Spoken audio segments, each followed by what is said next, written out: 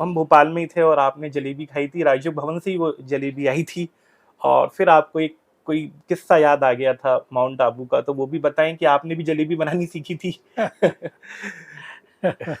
Actually मैं 55 years से अपने इस महायज्ञ में यानी ब्रह्मा कुमारीज में समर्पित हूँ।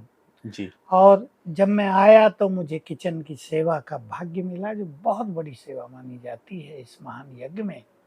वैसे तो भोजन घर घर में बनता है और कोई विशेष बात नहीं है, लेकिन योग युक्त भोजन बनाना, परमात्मा की स्मृतियों में रहकर, सुंदर विचारों में रह के भोजन बनाना, वो कला बाबा ने मुझे दी थी, शिव बाबा ने, इसलिए मुझे वो सेवा दी। तो बात हुई कि जलेबी बनाना है। हम कुछ सीख कर नहीं आए थे, न कुकिंग न कोई मिठाई बनाना। तो हमने कीप लिया, आटा बनाया, वो आटा पतला हो गया तो गिरने लगा तेजी से, बनी नहीं। फिर कोई व्यक्ति आया पूना का, वो हलवाई था, उसने हमें आटा बनाना सिखाया। और फिर वो पिचकारी होती है प्लास्टिक की, उससे जलेबी बनाना हमें सिखाया। तो आटा जब ठीक बन गया तो धीरे गिरता था और कितना हमें दबाना है वो हम समझ गए। और इस तरह हमने 2 साल लगाए होंगे जलेबी सीखने में, क्योंकि रोज तो बनती नहीं थी।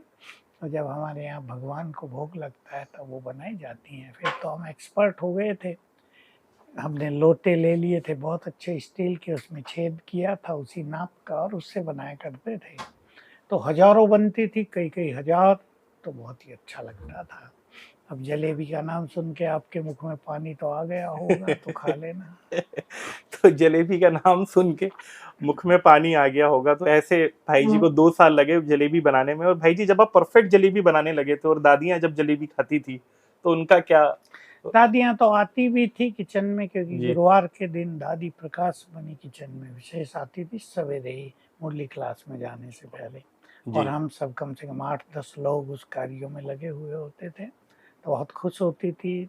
बड़े बड़े थाल कई कई लेयर से भरे होते थे जलेबियों की, क्योंकि कई हजार बनती थी और हम लोग बहुत जल्दी से काम शुरू कर देते थे।